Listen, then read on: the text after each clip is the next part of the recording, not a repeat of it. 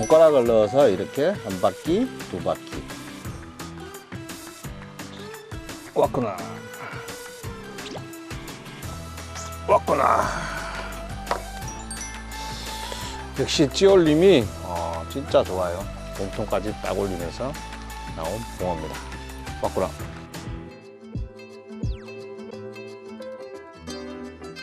자, 요즘 이 낚시가 생활 스포츠로 이제 자리를 잡았죠. 가족과 함께 또 아니면 여성분들 혼자서도 꽤 낚시를 많이 하시는데요. 낚시를 시작하기 위해서는 뭐 낚시장 가서 모든 낚시 장비를 구매를 해서 낚시를 시작하려고 하면 참 힘들어요. 배울 것도 없고, 그렇다고 뭐 유튜브 자체도 자세하게 처음부터 설명되어 있는 부분을 제 역시도 찾아보지를 못한 것 같아요. 그래서 제가 이 시간부터 뭐 1도 모르는 낚시인을 위해서 정확하게 채비까지 할 수 있는 그런 또 채비 방법에 대해서 알려드리도록 하겠습니다. 낚시 왔구나. 자, 낚시에는 뭐 여러 종류의 낚시가 있지만 이 붕어 낚시의 제일 기본되는 채비. 자, 오늘 그 채비를 설명하는 첫 번째 시간이죠. 붕어 낚시를 하기 위해서는 뭐 여러 종류의 채비가 있어요. 예전에도 제가 한번은 설명을 드렸지만, 자, 첫 번째로는 원봉돌 채비, 그 다음에는 스웨벨, 그 다음에는 뭐 제가 사용하고 있는 유동 채비, 뭐 일명 영웅 채비라고 하죠. 그 다음에는 이제 3분할 채비, 4분할 채비, 그리고 편대 채비, 이 여러 종류의 낚시 이제 채비 방법이 있는데, 자, 오늘 첫 번째 시간에는 제일 간단한 초보자들이 쉽게 할 수 있는 기본 채비에 대해서 설명을 드리도록 하겠습니다. 자, 낚시를 처음 입문하시면 기본적으로 갖춰야 될 장비가 있죠. 보다시피 이 낚싯대는 기본적으로 있어야 되고요. 그 다음에는 붕어의 신호책이라고 할 수 있죠. 이 찌. 그리고 이 낚싯줄. 자, 이게 보시면 찌를 꽂을 수 있는 찌고무예요. 찌고무. 그 다음에 이 찌고무를 아래 위로 수심을 체크하기 위해서 사용하는 찌 멈춤고무. 그 다음에 이제 마지막으로 이 봉돌이 들어가겠죠. 낚시 채비가 다 준비가 되면, 자, 제일 처음에 해야 될 거에 이 낚싯대를 이렇게 빼시면 이런 실이 나와요. 이게 낚싯대 초리실이라고 하죠. 이 초리실에 원줄을 매야 하는데, 자, 이 초리실에 원줄 매는 방법도 여러 가지가 있지만 제가 사용하는 방법 한 가지를 설명을 드리겠습니다. 자, 보시면 제일 쉬운 방법이에요.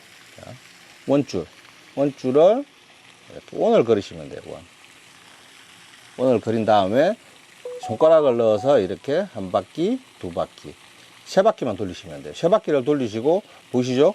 이 짧은 줄이 아닌 이 긴 줄, 원줄을 이 손가락 사이로 넣어 주시고 이렇게 당겨 주시면 이렇게 고리가 생겨요. 자, 이 고리를 초리실에 이렇게 잡아서 긴 줄을 이렇게 당겨 주시면 돼요. 이렇게 당기신 다음에 보이시나요? 이 남은 줄을 약 1cm 정도 놔둔 상태에서 이렇게 잘라 주시면 이 초리실 매듭법이 이제 끝이 납니다. 자, 나중에 혹시라도 이 줄을 풀기 위해서는 보이시죠? 1cm 정도 남겨놨던 이 줄을 이렇게 당기시면 자동으로 빠지게 됩니다. 자, 초리실에 낚싯줄을, 원줄을 이제 체결한 다음에는, 자, 낚싯줄 길이에 대해서 또 궁금해 하시는 분이 되게 많아요. 낚싯줄은 일단 좀 길게 쓰시는 분도 있고 짧게 쓰시는 분들도 계신데, 제가 지금까지 낚시하면서 제일 좋은 길이는 여기라고 보시면 돼요. 이 손잡이, 대부분 낚싯대를 사면 이 손잡이 부분이 검정색이 나오는데, 검정색 이 끝부분, 요 정도 길이에서 낚시를 하면 좋은데, 지금 채비를 해야 되니까 제가 조금 길게 자를게요. 자, 낚싯대만큼 줄을 자르시고, 자, 그 다음에는 이 낚싯줄에 찌 멈춤 고무를 체결을 해야 되는데, 낚싯줄 종류도 되게 많고 찌 멈춤 고무 종류도 되게 많아요.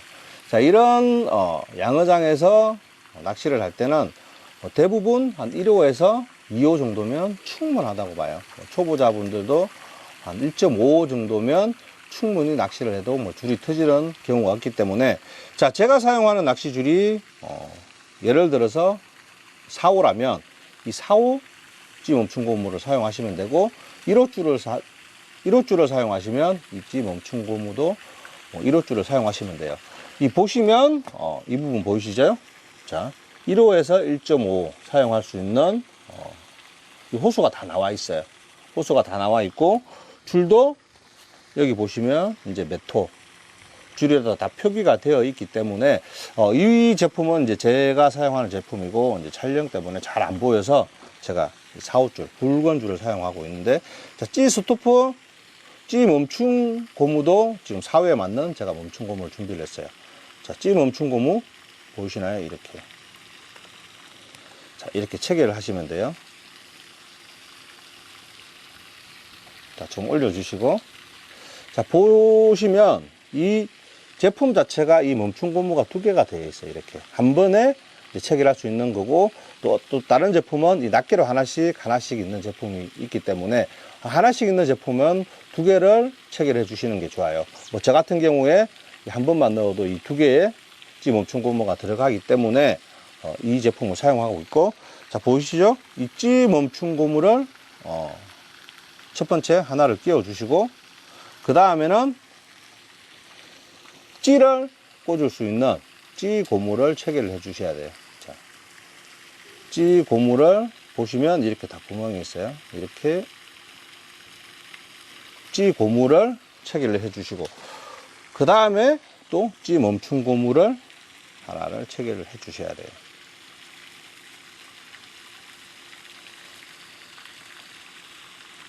자, 보시면 여기에 이런 고리가 있어요. 고리 사이에 낚싯줄을 넣고 당겨 주시면 이렇게 들어가기 때문에 위쪽에 하나, 아래쪽에 하나. 자, 이중 찌 멈춤 고무이기 때문에 제가 이제 상부에 하나, 하부에 하나, 이 두 개를 채웠는데, 이 낱개로 되어 있는 찌 멈춤 고무는 상부에 두 개, 하부에 두 개를 채워 주시면 돼요. 자, 이 상태에서 어느 정도 올려 주시고,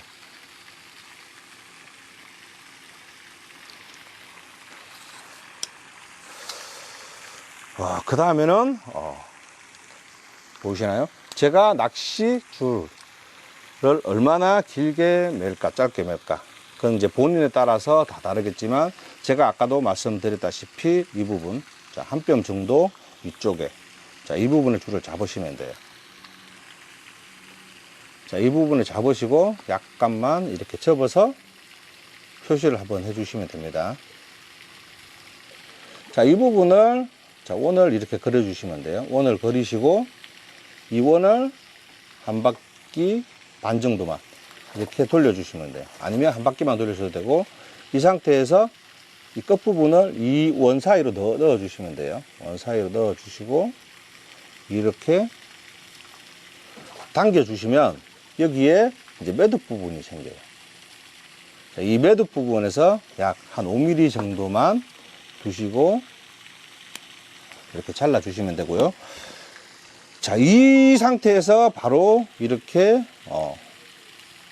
봉돌을 체결을 해도 되는데, 자, 봉돌을 체결해서 제가 씨맞춤을 하다 보면 너무 많이 깎았을 때 문제가 돼요. 다시 봉돌을 다시 빼고 또 새로운 봉돌을 넣어야 되는데, 자, 그걸 방지하기 위해서 이제 저희들이 사용하는 게 핀도레라고 하죠. 자, 이 핀도레를 왜 사용해야 되는지는 나중에 제가 설명을 다시 드리겠지만, 일단 핀도레는 이유 불문 모든 채비에는 체결해 주시는 게 좋아요. 자, 이 핀도레를 넣은 상태에서 보이시나요? 이렇게 원을 하나 그리시면 돼요. 자, 원을 그리셔서 이 원 안쪽으로, 자, 이렇게 한번 묶어 주신다고 생각을 하시면 되죠. 자, 이 상태에서 원을 그린 상태에서 이 부분을 묶어 주신다고 생각을 하시고 이렇게 넣어 주셔서 당겨 주시면 돼요. 당겨 주신 다음에 이렇게, 자, 원줄이죠. 원줄을 이렇게 상부로 당겨 주시면, 자, 이 매듭 부위에 걸려서 이 부분이 터지지가 않아요, 절대. 자, 이 상태에서 이 핀도레에 자, 봉돌을 이렇게 체결해 주시면 기본 채비는 끝이 납니다. 자, 이 다음에는 이제 찌를 꽂아서 찌맞춤을 이제 하셔서 바늘을 달고 낚시를 시작하시면 되는데, 제가 오늘은 여기까지만. 다음 시간에는 찌맞춤에 대해서 잠깐 설명을 드리도록 하겠습니다. 자, 벌써 이제 날이 어두워졌는데요. 오늘은 케미 불빛을 밝히면서 바로 낚시를 시작해야 될 것 같아요. 뭐 제가 아시다시피 이제 주로 사용하는 떡밥이죠. 비중이 가벼운 떡밥. 어분 3컵에 물 2컵. 자, 오늘도 동일하게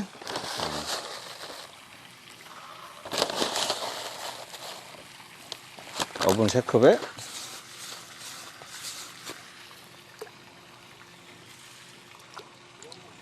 물 2컵. 딱 이렇게 사용하면 딱 좋은데, 자, 금방까지 제가 채비에 대해서 설명을 드렸는데, 그 채비를 가지고 오늘 또 낚시를 진행을 해 보도록 하겠습니다. 자, 떡밥을 이제 숙성을 해야 제가 낚시를 할 수 있는데요. 이제 잠시 시간이 남아서 또 넋두리 좀 떨어야 될 것 같아요. 제가 여기서 이제 있다 보니까 초보자분들, 아직도 이 채비를 전혀 할 수 없는 분들이 오셔서 채비 좀 도와주십시오 라고 하시는 분들이 되게 많았어요. 그래서 초보자들이 이제 처음부터 기초부터 차근차근 배워가는 단계. 낚시의 기본이 이제 원봉돌이죠. 이제 붕어 낚시라고 하시면 이제 원봉돌 채비부터 시작을 해서, 그 다음에는 이제 스웨벨이나 영웅채비 아니면 편대, 그리고 이제 장치 쓰시는 분들은 이제 3분할, 4분할 채비를 하는데, 제가 이제 계속 방송을 하면서 오늘은 원봉돌 채비에 대해서 설명을 드렸지만, 이제 다음 시간에는 이제 원봉돌 채비, 그리고 찌맞춤을 어떻게 하는지, 아니면 제가 왜 또 도래를 사용을 해야 되는지, 찌 멈춤 고무를 왜 상부에 2개, 하부에 2개를 체결을 해야 되는지 또 자세하게 설명을 드리도록 하겠습니다.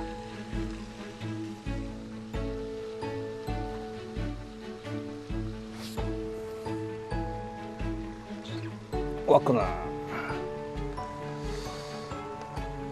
자, 이제 첫 수 나오는데요. 대부분 이렇게 이제 초보자분들이 랜딩을 하실 때, 이 낚싯대를 이렇게 잡으시는 분들도 되게 많아요. 고기가 안 오기 때문에 낚싯대를 이렇게 막 자꾸 내려서 고기를 이렇게 잡으려고 하는데, 이러다 보면 낚싯대가 잘 부러져요. 랜딩을 할 때는 손잡이 위, 그리고 조금 힘들다 싶으면 위쪽을 살짝 받쳐 주시는 게 좋아요.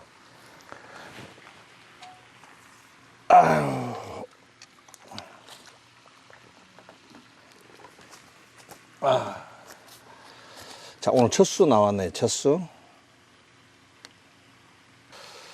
자, 이게 첫 수가 나왔는데, 입질 자체가 그렇게 처음부터 딱 주는 게 아니라 약간 툭툭 찍다가 약간 빨듯 하면서 몸통까지 쭉 올려주는 그런 입질의 봉화수 나왔습니다.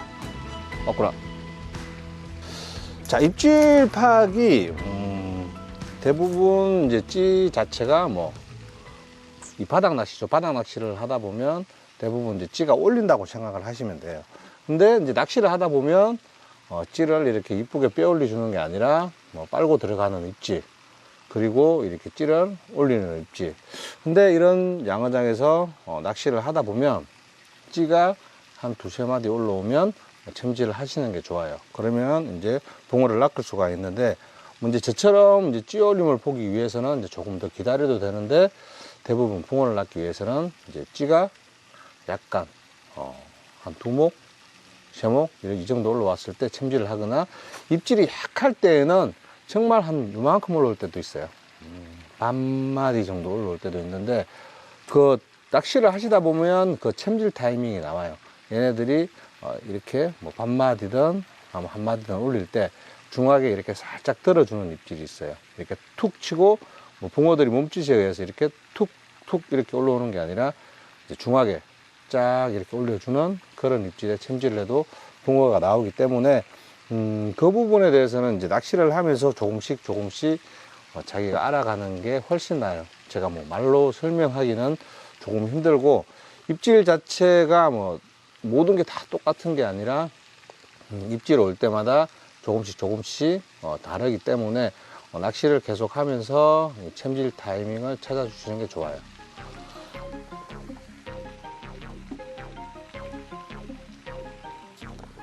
왔구나. 역시 찌올림이 진짜 좋아요. 이게 제가 이제 뭐 여러 가지 채비가 있지만 이 원봉돌을 사용을 해서 낚시를 하면 이렇게 또 중한 입질, 또 찌올림이 훨씬 좋은 것 같아요. 자, 이리 오너라. 자, 붕어를 이렇게 랜딩 하실 때도 너무 강제 집행을 하시지 마시고 어느 정도 이렇게 낚싯대에 텐션을 주면서 붕어를 제압을 하고, 이 붕어들이 입이 수면으로 뜨고 나면 더 이상은 힘을 많이 못 써요.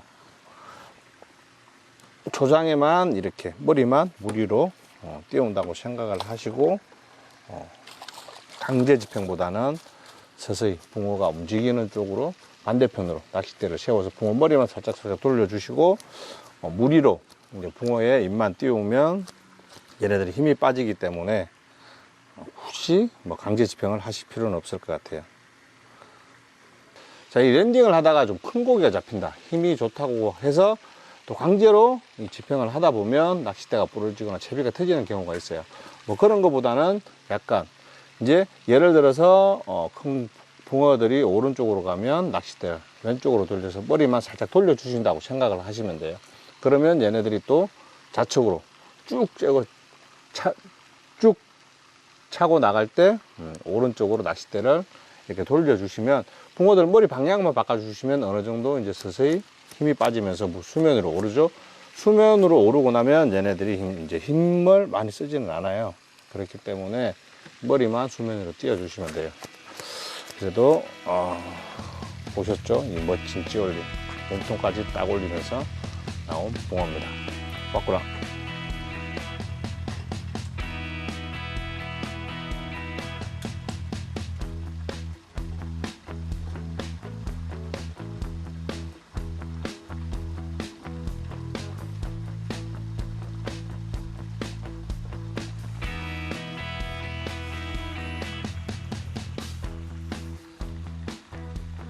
올라온다. 말지마, 올려라. 그래. 왔구나. 자, 이거죠. 이런 입질. 이제 붕어가 이제 붙은 것 같아요. 탁 떨어지면서 바로 굽어가면서 쫙 올려주는데, 보통 이렇게 이제 붕어를 낚으시면 이 유료터에서 제일 문제가, 밤낚시 할 때 제일 문제죠. 랜턴. 제발 헤드랜턴 좀 안 켰으면 좋겠어요. 불이 약간 좀 밝지 않은 헤드랜턴 정도야 상관이 없는데, 이 탄광에 쓰는 랜턴이라고 하죠. 막 불이 너무 밝은 랜턴.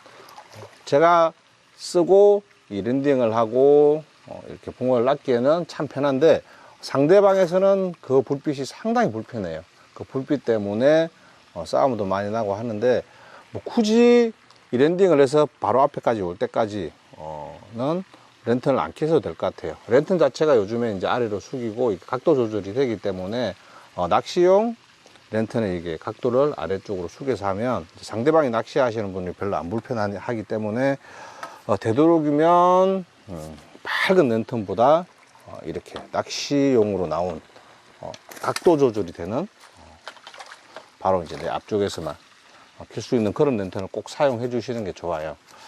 제가 이제 이렇게 낚시터를 다니고 낚시를 하다 보면 상대방의 비추는 랜턴 때문에 막 얼굴을 찌푸리고, 진짜 어떤 분들은 너무 열이 받아서 욕까지 하시는 분들도 있고, 싸움까지 나는 모습도 싸움까지 나는 그런 모습도 보는데요. 되도록이면 밝은 랜턴은 사용을 안 하시는 게 좋아요.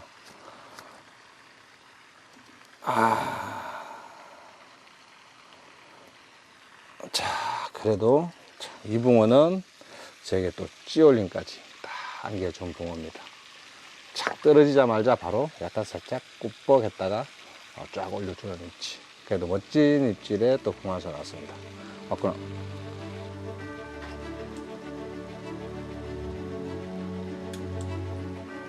왔구나. 자, 딱 떨어지면서 쭉쭉쭉쭉. 오, 뭐야 이거. 자, 쭉쭉쭉 올려주네요. 오, 힘 좀 쓰는데? 왜 이렇게 힘을 쓰지?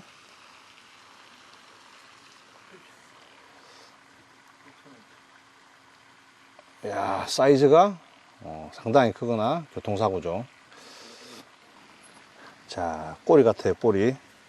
다 이 치고 나가는 게 다 꼬리 같은데, 항상 이게 붕어를 이렇게 낚았을 때는 뜰채를 사용하시는 게 좋아요. 뜰채는 기본적으로 뭐 양어장에 다니실 때는 사용을 하셔야 되고, 보통 이제 뜰채를 사용 안 하시고 낚시줄을 자꾸 이렇게 올리시는, 드시는 분들이 있어요. 그런 분들 혹시라도 그 상태에서 이제 바늘이 터졌을 때 봉돌이 튀거나 아니면 봉돌이 튀면서 얼굴 같은 데 바늘 또 꽂힐 수가 있으니까 항상 뜰채를 사용해서 이 붕어를 낚으시는 게 좋아요. 자, 저 같은 경우에 이제 낚시를 하면서 외바늘을 사용을 하는데, 이제 대부분 분들이 양바늘을 사용을 하죠. 양바늘을 사용을 하실 때는 항상 미늘이 없는 바늘을 사용하시는 게 좋아요. 제가 그 바늘 이제 양바늘을 사용하시다가 이 손가락에 바늘이 박힌 경우를 많이 봤는데요. 대부분 그냥 자기가 이렇게 뭐 바늘이 절대 안 낀다고 생각을 하시는데, 순간적으로 이 뜰채 붕어를 담았을 때, 이 붕어를 잡고 바늘을 빼려고 할 때 바늘이 잘 빠지지가 않아요. 미늘이 없는 바늘을 사용을 하시면 금방 빠지는데, 미늘이 있는 바늘을 사용하시면 붕어가 바늘이 잘 빠지지 않기 때문에 붕어들이 이렇게 튀면서 나머지 바늘 하나에 이렇게 손가락에 바늘이 박히는 경우가 되게 많은데요. 대부분 미늘 없는 바늘을 사용을 해야 쉽게 빠지고 바늘이 손가락에 박혀서도 충분히 뺄 수가 있습니다. 자, 오늘 이 붕어를 마지막으로 저는 철수하도록 하겠습니다. 낚시 왔구나. 피싱 TV